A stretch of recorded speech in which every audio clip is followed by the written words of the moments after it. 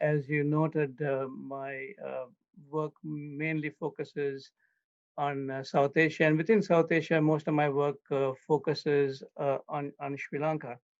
And I'd like to start off by suggesting that um, we sometimes do a disservice to the discourse surrounding religion when we try to portray countries in South Asia uh, as not exemplifying religious freedom, because I think religious freedom exists in ample quantities in South Asia. You can't really travel anywhere in South Asia and not see churches, mosques, temples of all sorts. Just in Sri Lanka, which is the country I grew up in, there are 20,000 places of worship, and Sri Lanka is only the size of West Virginia. 10,000 Buddhist temples, 5,000 churches, 2,500 mosques, and 2,500 Hindu temples.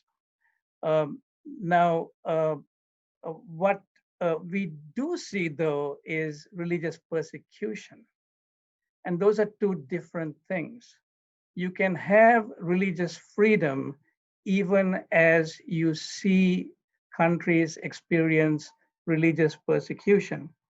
Uh, so associated with this, I think, is also a discourse on secularism sometimes that leads us astray, because uh, Indians and South Asians, I think, are a little better at this discourse, but in the West we tend to take the kind of American standard of the Establishment Clause and say separation of church and state, which is something very, very hard to do in the South Asian context because so many religions have thrived thanks to the state historically and principalities contributing, to those religions in the form of grants and subventions and the like.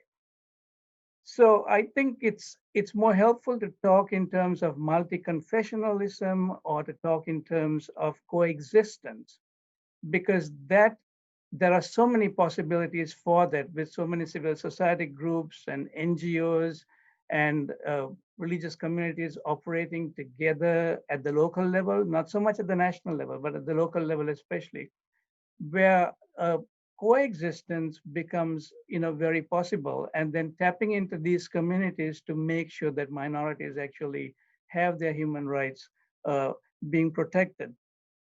uh, what I would like to touch on a little bit here is the notion of Islamophobia or the anti-Muslim sentiment that exists, especially in India and Sri Lanka. And since India has kind of been covered, let me focus a bit more on the case I know the most about, which is Sri Lanka.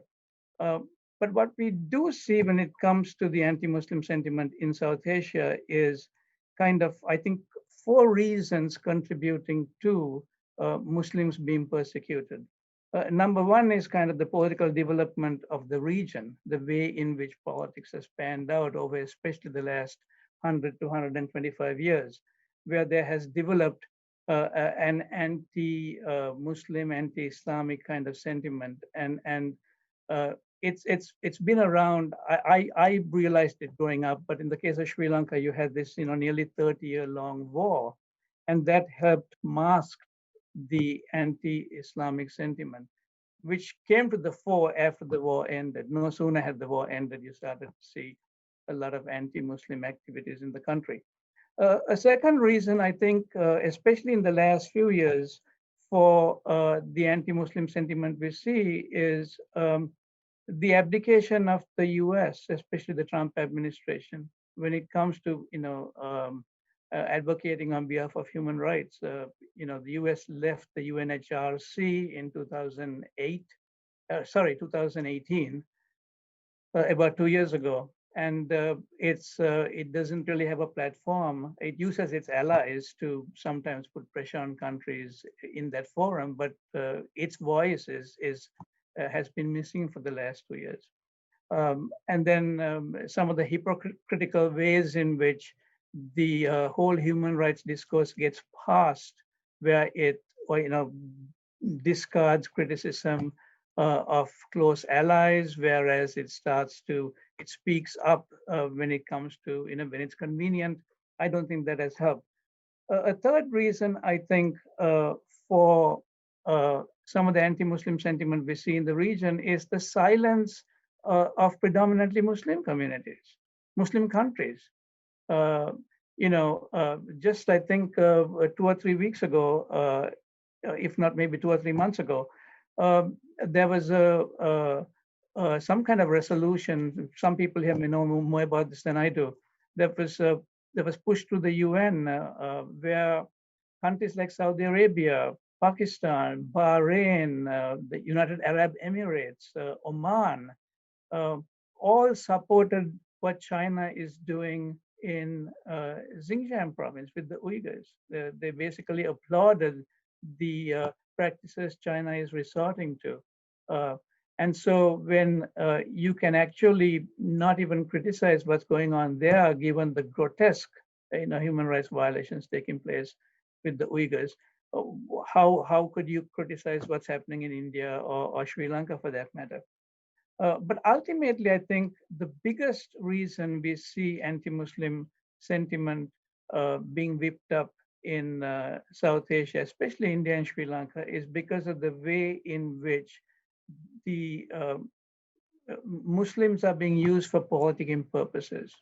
Countries with kind of a majoritarian, ethos here, where in India we have this ideology of Hindutva that basically argues that it doesn't matter which religious group other minorities subscribe to. They should embrace kind of this Hindu ethos. In Sri Lanka, we have something similar. Okay, that went by very fast, didn't it? We have something called Singhalatva, where the argument is that um, you are all free to live in this country, but you ought to remember that you are minorities. You should not make undue demands in ways that undermine the majority status of, in this case, the Sinhalese Buddhist community. So uh, we need to speak out. And it's increasingly becoming hard to do that because of the impunity within which some of these regimes operate. The Modi regime has taken impunity, I think, to a whole different level when it comes to, people trying to defend or speak against the violations of the Muslims in that country. Same, I think, is happening in Sri Lanka. And so I think we need to speak out because it is important to speak out because human rights are important for all of us. And human rights is worth the fight.